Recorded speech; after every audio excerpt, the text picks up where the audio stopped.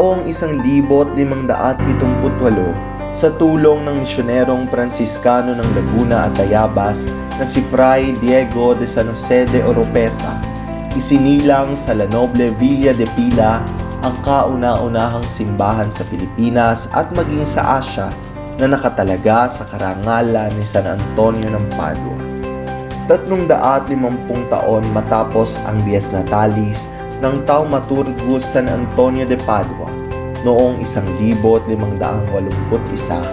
naitalaga bilang parokya ang simbahan. Taglay ang kampana na nagmula sa hari ng Espanya. Ang estruktura ng simbahang ito na noon ay nakatayo sa pagalangan na mas kilala bilang Victoria Laguna sa kasalukuyan ay binubuo ng mga kahoy na kawayan.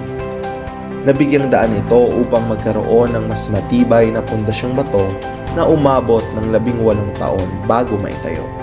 Mula taon 1579 hanggang 1617.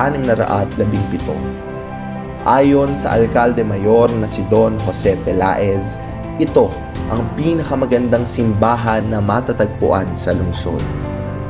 Taglay ang magagandang pag-awit ng mga koro at magagarang prosesyon na kilala ang simbahang ito noong ika-17 at ika-18 siglo. Taon 1681, ika-100 anibersaryo ng kampanang nagmula sa hari ng Espanya, napalitan ito ng bagong kampana.